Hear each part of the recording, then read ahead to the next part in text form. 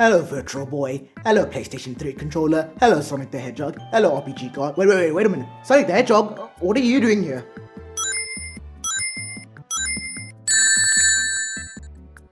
Wait, what do you mean it's your birthday? There's no proof of that. I mean, going by the original release date, it's nowhere near your birthday. And if you look at any other game released, it's not even near this time. So what do you mean it's your birthday?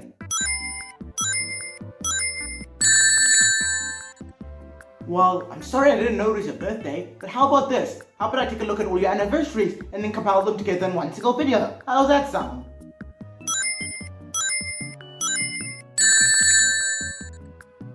It's pretty common knowledge at this point that any event that occurs is usually celebrated on a yearly basis, whether it's birthdays, marriages, movie releases, 15 years of Smosh, actually no one cares about that, or anything else. Anniversaries are the ways to go, and of course, video games get this treatment as well. Companies love to do big things when it comes to video game anniversaries, whether it's releasing new games, remaking old games, or releasing super fun, super awesome, and super limited items. Like, come on Nintendo, this shouldn't be limited, this should be kept in all store shelves for all eternity.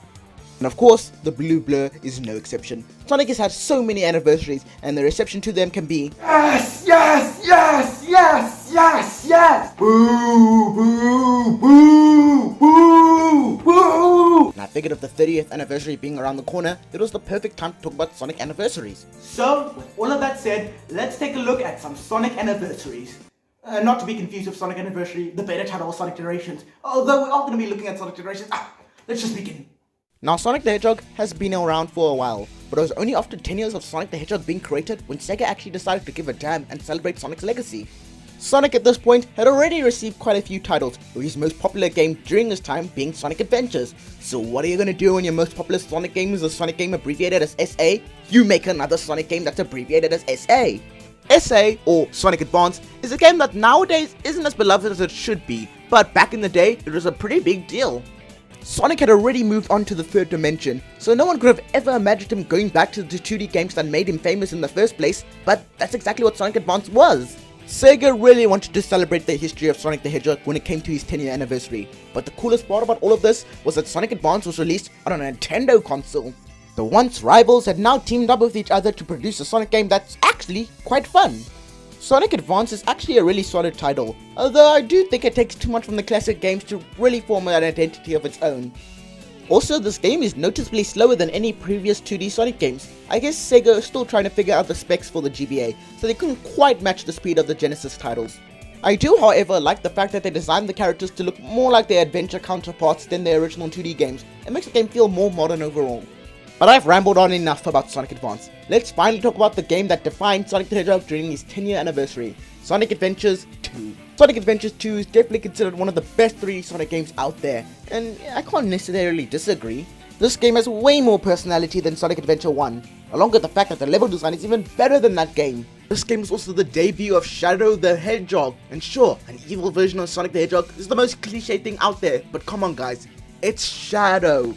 The main problem I have with this game is, like Sonic Adventure 1, there's multiple playable characters in the game, meaning there isn't as many Sonic and Shadow levels as I wish the game should have had, but I still think the game has a decent balance. But the game more than enough makes it up with its incredible soundtrack. Sonic Adventure 2 has probably one of the best Sonic soundtracks of all time. Overall, I think Sega did a fine job with Sonic's 10-year anniversary, with great representation for both 2D and 3D Sonic. And hey, just 5 years after the release of Sonic Adventures 2, that would lead us to not only the 15th anniversary of Sonic the Hedgehog, but the 6th generation of consoles. And I can't even imagine what an HD Sonic game would look like.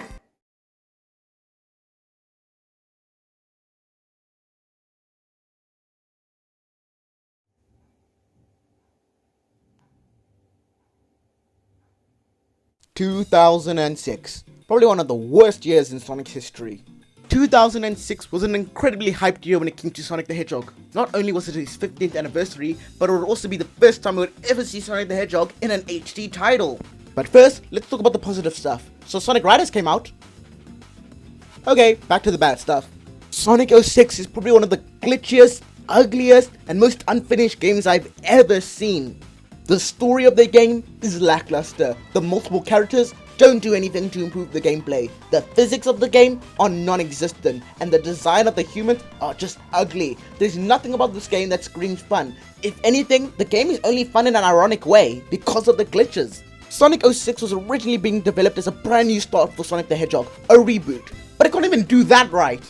The game treats itself like it's any other Sonic game. Hell, the gameplay of this game treats itself like it's similar to Sonic Adventure, which weren't even the last type of Sonic games released before this game. And don't get me started on the GBA port of the first Sonic the Hedgehog game. Yeah, it's safe to say that Sonic's 15th anniversary was a total train wreck. None of the games stood out, and the big game that was supposed to change Sonic forever was the game that ruined Sonic's reputation forever. But the story does not end on a sad note, as just 5 years later, Sonic would have one of the biggest resurgences seen in a video game franchise ever, and it all happened on his 20th anniversary. Sonic Generations was probably one of the biggest Sonic titles in Sonic's history, with it being the game that probably saved Sonic as a whole. I've already said everything I needed to say about Sonic Generations in a previous video, which you can check out here, but overall, Sonic Generations is a fantastic game that blends both 2D and 3D Sonic perfectly, creating a game that's beloved to this day and has a pretty decent active modding community. Overall, Sonic's 20th anniversary is my personal favorite, as it offered one of the best Sonic games and my personal favorite Sonic game of all time.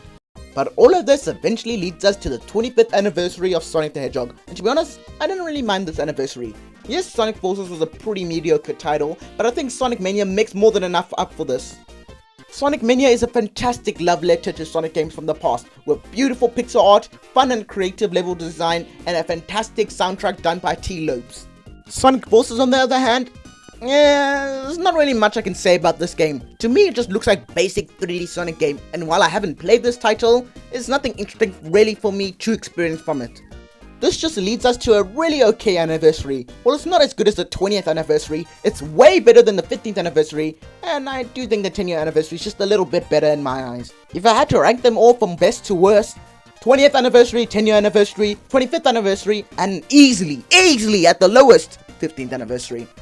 But with the 30th anniversary being right around the corner, who knows what Sega has in store for us. But overall, each of these Sonic anniversaries has changed the way we perceive Sonic the Hedgehog. Whether that's a good thing or a bad thing, is up to you. But overall, whatever the 30th anniversary has to offer, I'm sure going to be there to check it out. So while it may have not have been Sonic's birthday, it doesn't matter. It was still fun taking a look at Sonic anniversaries. Isn't that right, Sonic the Hedgehog?